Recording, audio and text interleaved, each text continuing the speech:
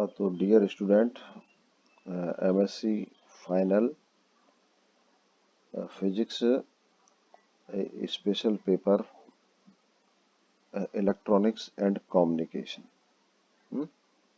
Electronics and communication आपका special paper, इसमें आपका क्लास में स्वागत है। मैं वीके गुप्ता आपको ये टीच करूँगा। तो this is your special paper, और ये स्पेशल पेपर बड़ा इम्पोर्टेंट होता है।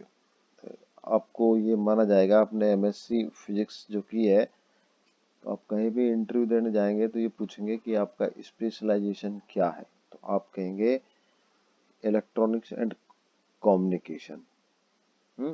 ये सिलेबस के लिस्ट में लिखा हुआ है। तो आप स्पेशलाइज्ड पर्सन है इलेक्ट्रॉनिक कम्युनिकेशन में, तो फिर आपसे वो इंटरव्यू में या वहाँ भी ये सिर्फ आपकी स्पेशलिटी के बारे में पूछा जाएगा, और वो इस पेपर से रिलेटेड पूछा जाएगा। तो आप समझ रहे हैं कि आप इस चीज के स्पेशलाइज्ड पर्सन है, तो इसको आपको ज्यादा एम्फेसिस देके पढ़ना है। तो क्लास में भी और आप घर पे भी इस पे जरा एम्फेसिस देके अच्छी तरह पढ़िए। तो मैंने ये जो सिलेबस है इसको इस स्क्रीन पे कॉपी कर दिया है। सिलेबस भी कई कंफ्यूजन है, कईयों के पास पुराना सिलेबस होता है, कईयों के पास, मेरे पास भी आया था। तो आप जो वो फोटोकॉपी वाले जिससे लाते हो उसके पास शायद पुराना सिलेबस है, तो आप कंफर्म हो लें कि वो सिलेबस यही है। और अगर वो नहीं है ये, तो इस वाले को आप यूज लें। इसकी पीडीएफ भी आपको मिल जाएगी। तो आप इसी को ध्यान रखना है, इसी सिलेबस से पढ़ना है अपने को।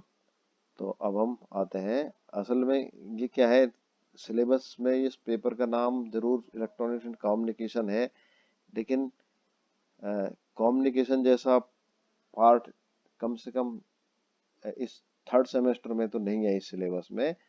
ये माइक्रोवेव रिलेटेड पार्ट है। ये कौन सा रिलेटेड पार्ट है? माइक्रोवेव रिलेटेड पार्ट है। तो माइक्रोवेव इलेक्ट्रॉनिक्स से रिलेटेड पार्ट है।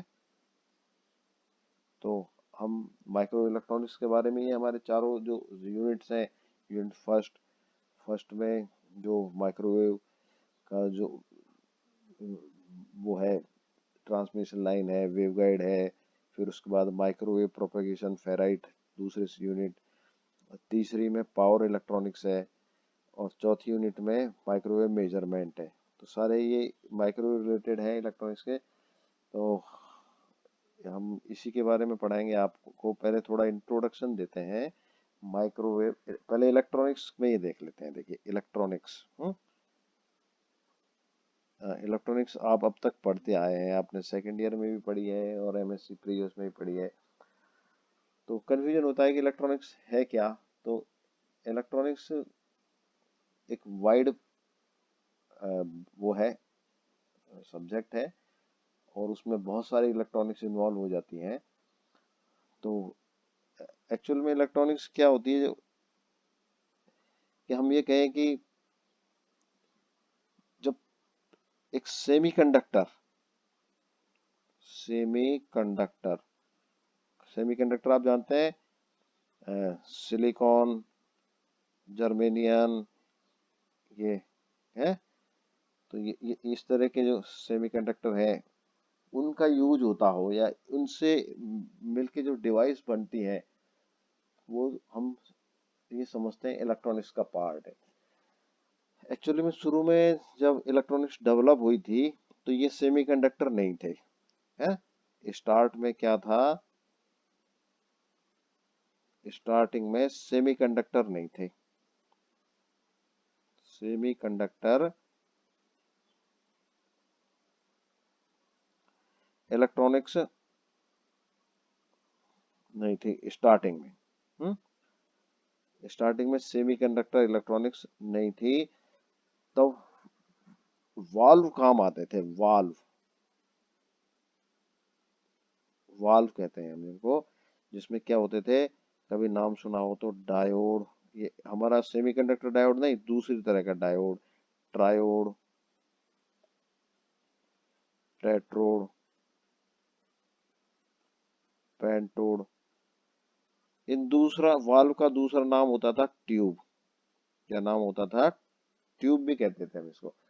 तो इसमें ट्यूब का क्या होता था, एक कांच की नली होती थी, ग्लास की नली, उसमें कुछ इलेक्ट्रोड होते थे जिसको हम प्लेट, कैथोड कहते थे, कुछ ग्रिड होते थे, हैं। तो ये पुराने टाइप के इलेक्ट्रॉनिक्स में ये सब होते थे, और इसमें कोई सेमीकंडक्टर यूज नहीं होता था, सिर्फ कांच की नली होती थी, वैक्यूम ट्यूब होते थे। कैसी ट्यूब होती थी? वैक्यूम होता था उस ट्यूब में। तो वैक्यूम ट्यूब इलेक्ट्रॉनिक्स कह सकते हैं हम उसको। वेरी स्टार्टिंग में जब हुई थी। लेकिन बाद में क्या हुआ था कि इन ट्यूब की जगह, ये ट्यूब है, इसको खत्म कर दिया सेमीकंडक्टर ने। सेमीकंडक्टर ने, और सेमीकंडक्टर ये सिलिकॉन, जर्मेनियम, और फिर इनमें इम्प्योरिटी मिला देते हैं। तो आप सब जानते हो पी टाइप और एन टाइप। तो कोई भी इलेक्ट्रॉनिक डिवाइस है जिसमें पी टाइप और एन टाइप का यूज होना है, हम्म, तो सारे इलेक्ट्रॉनिक्स में, तो पी टाइप, एन टाइप या प्योर सेमीकंडक्टर, इन सब का है तो यूज होता है सेमी, जो इलेक्ट्रॉनिक्स में होता है। हम्म, तो कोई भी डिवाइस है, अब जैसे अब मैं आपसे कहूँ डिवाइस का नाम है, बहुत सारी डिवाइस है हमारे सामने। टेलीविजन है, भाई ये क्या है? तो आप कहोगे साहब इलेक्ट्रॉनिक्स डिवाइस है। इलेक्ट्रॉनिक्स डिवाइस क्यों है? क्योंकि इसमें सेमीकंडक्टर का यूज होता है। हम्म, अब मैं जैसे कहूँ आयरन, इलेक्ट्रिक आयरन है, वो बता इलेक्ट्रिकल डिवाइस है, इलेक्ट्रॉनिक्स डिवाइस है? आपको इलेक्ट्रिकल डिवाइस है, क्योंकि उसमें सेमीकंडक्टर का यूज नहीं होता। तो ये कंफ्यूजन आप दूर कीजिए, इलेक्ट्रिकल डिवाइस या इलेक्ट्रॉनिक्स डिवाइस है। हम्म, आजकल तो हर चीज में इलेक्ट्रॉनिक्स का यूज होने लगा है। माइक्रो प्रोसेसर, वॉशिंग मशीन है, वो पहले एक मोटर होती थी, सिंपली वो इलेक्ट्रिकल डिवाइस होती थी, लेकिन अब उसमें micro processor use, timer use हो गए, तो वो इलेक्ट्रॉनिक्स डिवाइस हो गई। हम्म, तो अब इलेक्ट्रॉनिक्स डिवाइस है ये। तो इलेक्ट्रॉनिक्स, कई तरह की इलेक्ट्रॉनिक्स होती है। मैं पहले types of electronics, types of electronics में अब आपने देखिए, एक पढ़ा हुआ है, अभी तक पढ़ते आ रहे हैं, एनालॉग इलेक्ट्रॉनिक्स पढ़ते हैं। एनालॉग इलेक्ट्रॉनिक्स आपने पढ़ी हुई है। हम्म, तो एनालॉग इलेक्ट्रॉनिक्स में अभी तक आपने जो पढ़ा है, किसके बारे में? डायोड, ट्रांजिस्टर, ये कंपोनेंट होते थे। रेक्टिफायर,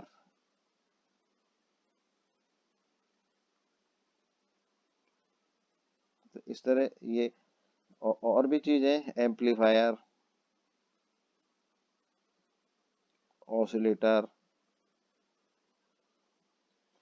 खैर ये बहुत सारे कंपोनेंट हैं जिनके बारे में आप पढ़े हो, एनालॉग इलेक्ट्रॉनिक्स में वो पढ़ते थे। इसमें क्या होता था, एक सिग्नल होता था इनपुट, और आउटपुट मिलता था हमारे को, है, इनपुट सिग्नल, और ये हमको आउटपुट इससे मिलता था।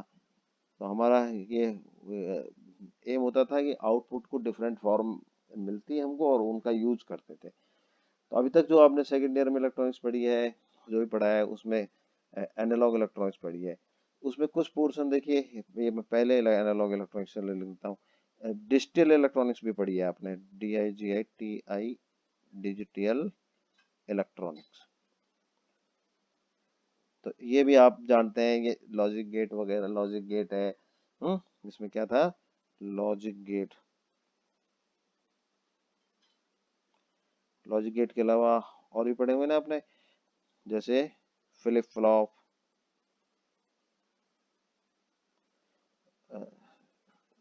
और JK flip flop, RS flip flop, register, shifter, और इस तरह बहुत सारी चीजें आपने ये इसमें पढ़ी होंगी। डिजिटल इलेक्ट्रॉनिक्स का जो लास्ट वाला पोर्शन था, डी मॉर्गन थ्योरम वगैरह, बाइनरी और वो सब, उसमें क्या होता था, इनपुट आउट तो होते थे, लेकिन उसमें इस तरह के एनालॉग सिग्नल नहीं होते थे, डिजिटल होता था, 0 और 1 होता था, है 0 और 1 की फॉर्म में, डिजिट की फॉर्म में इनपुट होता था। तो वो डिजिटल इलेक्ट्रॉनिक्स होता है। हम्म। ऐसे एक इलेक्ट्रॉनिक्स का नाम मैं बताता हूँ आपके, माइक्रोवेव या कम्युनिकेशन इलेक्ट्रॉनिक्स में था। तीसरा कम्युनिकेशन इलेक्ट्रॉनिक्स।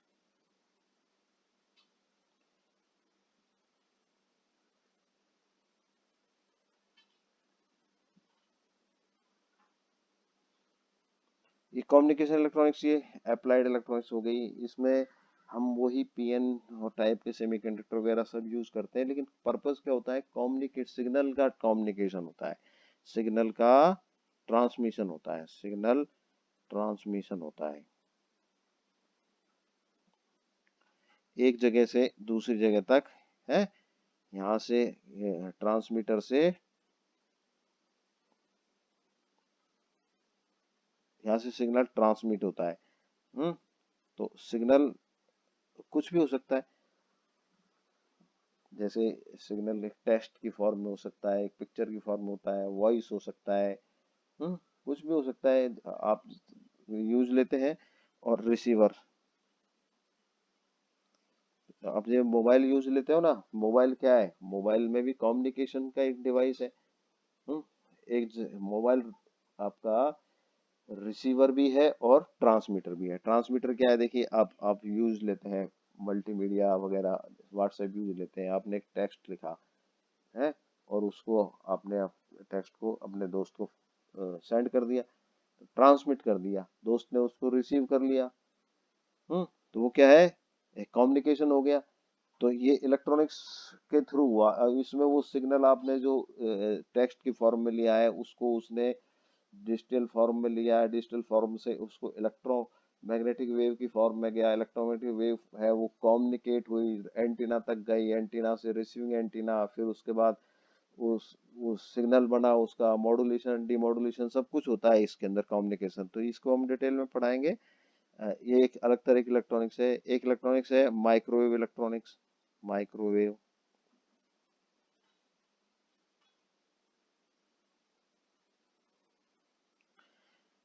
हाँ, तो ये माइक्रोवेव इलेक्ट्रॉनिक्स क्या होता है कि ये फ्रिक्वेंसी या वेवलेंथ से रिलेटेड है। डिवाइस वही होती है, पीएन जंक्शन और सब यूज आते हैं उसमें, पी टाइप सेमीकंडक्टर, लेकिन ये माइक्रोवेव फ्रिक्वेंसी पर यूज होता है, माइक्रोवेव।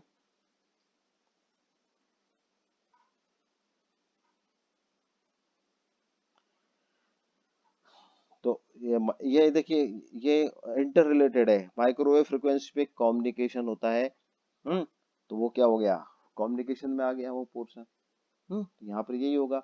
माइक्रोवेव फ्रिक्वेंसी पे हम और भी माइक्रोवेव को बहुत यूज है, जैसे माइक्रोवेव ओवन किचन में काम आता है, तो उसका इंडस्ट्रियल यूज हो गया। माइक्रोवेव ड्राइंग मशीन होती है, सुखाने वाली माइक्रोवेव की मशीन होती है। और भी बहुत सारे यूज हम बताएंगे आपको। तो ये माइक्रो इलेक्ट्रॉनिक्स में माइक्रोवेव फ्रिक्वेंसी पर इसका एप्लीकेशन होता है, यूज होता है। तो ऐसे हम क्या है, माइक्रो इलेक्ट्रॉनिक्स है और बहुत सारी इलेक्ट्रॉनिक्स अलग अलग तरह से हो जाती हैं। तो अब हम आपको माइक्रोवेव इलेक्ट्रॉनिक्स पे ये बताते हैं अब आकर के। माइक्रोवेव इलेक्ट्रॉनिक्स, ये हमारा, यूँ समझ लो, पेपर का नाम, असली नाम ये है। टॉपिक का, सिलेबस का जो पेपर का नाम है वो ये है। तो माइक्रोवेव इलेक्ट्रॉनिक्स में माइक्रोवेव फ्रिक्वेंसी पर, तो हम देखिए ये इलेक्ट्रोमैग्नेटिक वेव स्पेक्ट्रम हम जानते हैं, इलेक्ट्रोमैग्नेटिक वेव स्पेक्ट्रम हम जानते हैं। ये फ्रिक्वेंसी वेरी स्मॉल फ्रिक्वेंसी, 0 या 1 हर्ट्ज से लेकर के, 0 या 1 हर्ट्ज से लेकर के, और वेरी हाई फ्रिक्वेंसीज तक, कॉस्मिक रेज तक, कॉस्मिक, ये सब इलेक्ट्रोमैग्नेटिक वेव है। ये इलेक्ट्रोमैग्नेटिक वेव क्या होती है, इलेक्ट्रोमैग्नेटिक वेव आप जानते हैं कि एक ट्रांसवर्स वेव होती है जिसमें इलेक्ट्रिक फील्ड होता है। इलेक्ट्रोमैग्नेटिक वेव में क्या होता है, इलेक्ट्रिक फील्ड होता है और मैग्नेटिक फील्ड होता है। ये एक दूसरे के परपेंडिकुलर होते हैं, प्रोपेगेट करते हैं, स्पीड ऑफ लाइट से प्रोपेगेट करते हैं। लाइट स्पीड कौन सी कितनी होती है, फ्री स्पेस में। हम्म। तो ये इलेक्ट्रोमैग्नेटिक वेव में होता है और इसकी फ्रिक्वेंसी आप यूं मान के चलिए 1 हर्ट्ज या 0 हर्ट्ज, 1 हर्ट्ज से लेकर कॉस्मिक रेंज बहुत ज्यादा फ्रिक्वेंसी, टेरा पिका फेटो गीगा हर्ट्ज उस सब में, फेटो हर्ट्ज सब में, तो वो सब अभी मैं बताऊंगा। तो ये सब इलेक्ट्रोमैग्नेटिक वेव के फीचर हैं ये फ्री स्पेस में प्रोपगेट। इसमें होता क्या है, मैंने आपको बताया इलेक्ट्रिक फील्ड होता है, मैग्नेटिक फील्ड होता है। अ, हम उसका ओरिजिन छोड़ें, कैसे प्रोड्यूस हुई, हम स्पेस में देखें उसको, इलेक्ट्रोमैग्नेटिक वेव चल रही है तो वो क्यों एग्जिस्ट कर रही है और क्यों चल रही है। तो उसमें पीछे रीजन ये है, आप मान लीजिए हमारे पास एक इलेक्ट्रिक फील्ड है, क्या है, इलेक्ट्रिक फील्ड है ऑसिलेटिंग। हम्म या चलो ऑसिलेटिंग इलेक्ट्रिक फील्ड है, उसके पहले मैं आपको मान लेता हूँ मैग्नेटिक फील्ड है हमारे पास एक, क्या है, मैग्नेटिक फील्ड ऑसिलेटिंग। दोनों चीज होते हैं ऑसिलेटिंग इसमें इलेक्ट्रोमैग्नेटिक वेव में। अब फेराडे ने बताया था कि कोई भी मैग्नेटिक फील्ड होता है, अगर वो ऑसिलेट करता है यानी कि उसके टाइम के साथ उसकी वैल्यू में चेंज होता है, rate of change of magnetic flux है मैग्नेटिक फील्ड, तो वो क्या प्रोड्यूस करता है, एक इलेक्ट्रोमैग्नेटिक फोर्स या इलेक्ट्रिक फील्ड, हम रफ वर्ड में कहें तो क्या होता है, एक चेंजिंग मैग्नेटिक फील्ड प्रोड्यूस्ड, मैं क्या लिखूं, चेंजिंग मैग्नेटिक फील्ड प्रोड्यूस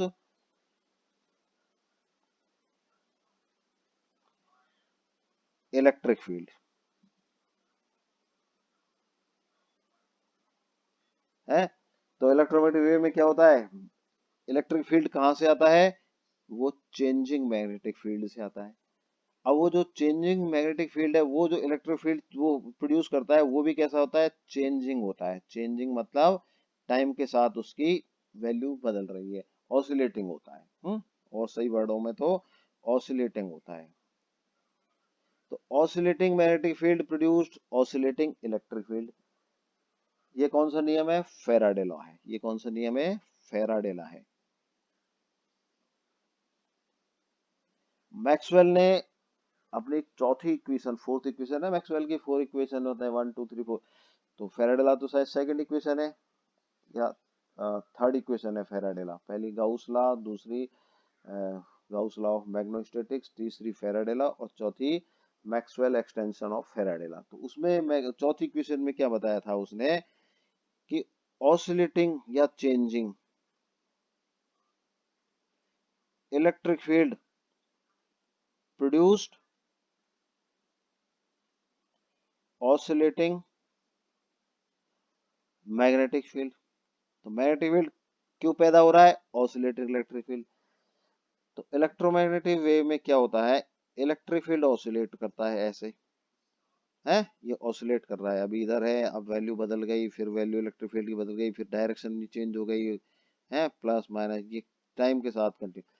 तो ये मान लीजिए इलेक्ट्रिक फील्ड है, तो ये क्या करेगा, ऑसिलेटिंग मैग्नेटिक फील्ड प्रोड्यूस करेगा। और वो ऑसिलेटिंग मैग्नेटिक फील्ड क्या करेगा, वो ऑसिलेटिंग इलेक्ट्रिक फील्ड, तो एक दूसरे को सस्टेन करते हैं, पैदा करते हैं और सस्टेन करते हैं, सस्टेन करते हैं ईच अदर, और एक दूसरे को सस्टेन करते हैं दोनों फील्ड, कौन कौन से, electric field and magnetic field, और वेलोसिटी ऑफ लाइट से प्रोपेगेट करते जाते हैं। तो ये माइक्रोवेव में या इलेक्ट्रोमैग्नेटिक वेव में होता है। तो जिस एक सेकंड में आप कहें ना इलेक्ट्रिक फील्ड की चेंज हो गया डायरेक्शन और ये सब, तो वो उसकी फ्रिक्वेंसी हुई। तो ये फ्रिक्वेंसी माइक्रोवेव के लिए कितनी होती है, तो रेडियो वेव के लिए जैसे हमने आपको बताया कि फ्रिक्वेंसी 0 से लेके अनंत तक होती है। हम्म तो इसमें जो स्पेक्ट्रम का मैं थोड़ा बताऊं, देखिए रेडियो वेव, हम इसको 1 हर्ट्ज से ही मान लेते हैं। तो इसको 1 हर्ट्ज से लेकर के ये एंटायर रेडियो वेव है, उसके बाद रेडियो वेव से ऊपर जो इसका वो आता है, ये रेडियो वेव है ये। रेडियो वेव से फिर ज्यादा फ्रिक्वेंसी वाली वेव जो आती है, ये रेडियो वेव के अंदर ही माइक्रोवेव आ जाती है। हम उसको इस इलेक्ट्रोमैग्नेटिक स्पेक्ट्रम है ना, तो पहले रेडियो वेव, दूसरा हम इसको कहेंगे लाइट वाला रीजन है, लाइट वाला रीजन में इंफ्रारेड, और फिर विजिबल, फिर अल्ट्रावायलेट,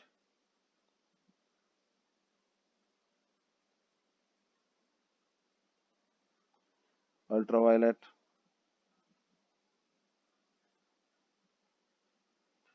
अल्ट्रावायलेट के बाद ये क्या है, विजिबल रीजन के आसपास आती हैं ये हैं, तो ये विजिबल के वाली और तीसरा हम पोर्शन उसको मान सकते हैं एक्सरे,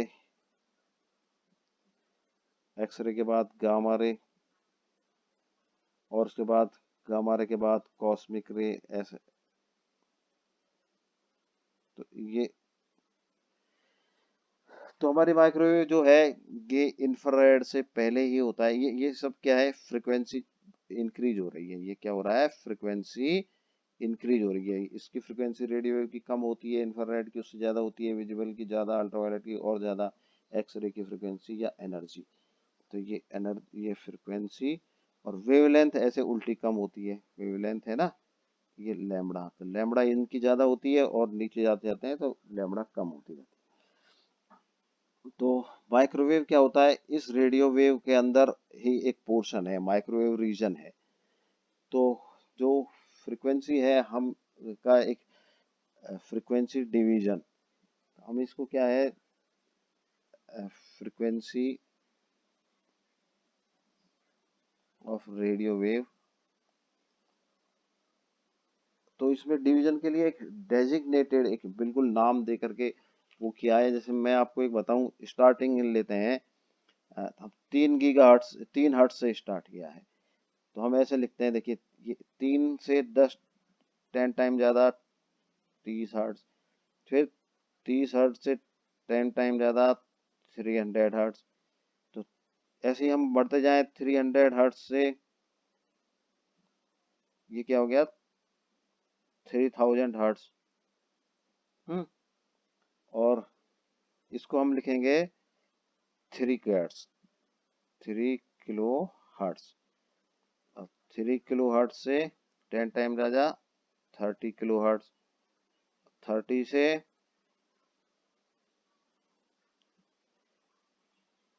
300 किलो हर्ट्ज, और 300 किलो हर्ट्ज से 3000 किलो हर्ट्ज, इसको हम लिखेंगे 3 मेगा हर्ट्ज।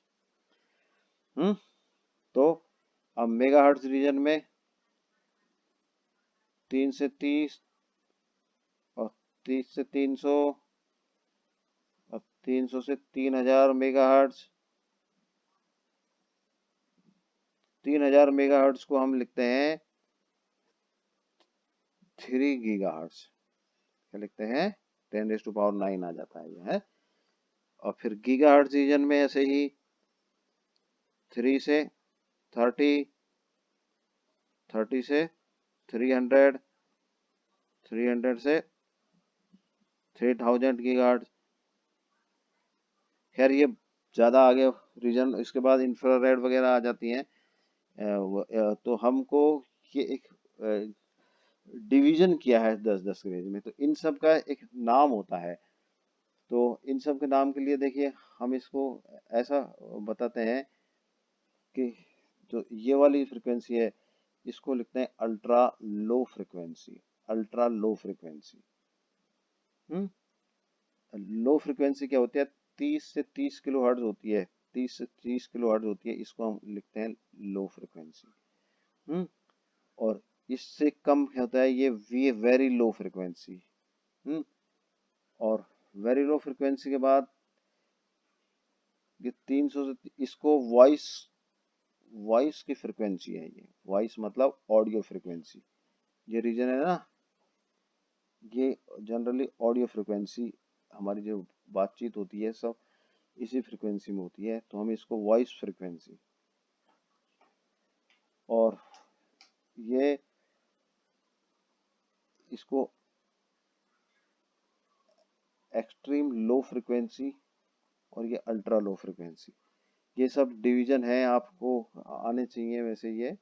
हम्म लो फ्रिक्वेंसी से ज़्यादा ये मीडियम फ्रिक्वेंसी, और मीडियम फ्रिक्वेंसी के बाद ये 330 ये हाई फ्रिक्वेंसी मेगाहर्ट्ज में है। ये 330 मेगाहर्ट्ज क्या है, हाई फ्रिक्वेंसी एच एफ। ये very high frequency, very high frequency. और वेरी हाई फ्रिक्वेंसी के बाद ये ultra high frequency, ultra high frequency.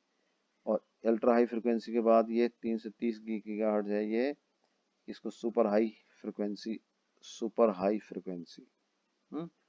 और इसको extreme high frequency, extreme high frequency.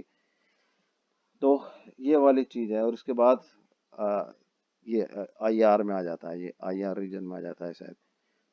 तो ये सब नेम है तो इन सब का एक डेजिग्नेटेड है। अगर मैं आपसे कहूँ कि वीएलएफ, वीएलएफ रेडियो वेव की फ्रिक्वेंसी, इसका मतलब वो इस रीजन की फ्रिक्वेंसी है।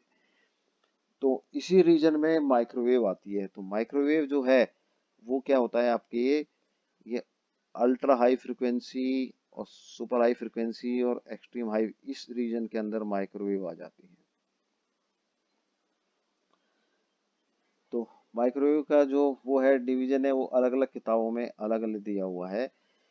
किसी किताब में तो उसको 3 से 30 गीगाहर्ट्ज में दे रखे हैं, और किसी किताब में उसको यहाँ से 300 ये वाला मेगाहर्ट्ज से लेकर के और 30 गीगाहर्ट्ज तक जो दे रखा है। तो अलग अलग दिखाव में अलग अलग दिया हुआ है, लेकिन हम इसको ये मान लेते हैं 3 से 30 गीगाहर्ट्ज। एक्चुअली में क्या होता है, देखिए ये जो नाम माइक्रोवेव फ्रिक्वेंसी है, ये एक एपरेटस पे भी डिपेंड करता है। ये किस पे डिपेंड करता है, एपरेटस पे भी डिपेंड करता है कि हम किस एपरेटस पे काम में ले रहे हैं। खैर, आज माइक्रोवेव फ्रिक्वेंसी तक इतना ही। कल हम और बता देंगे इसको है। Okay, thank you.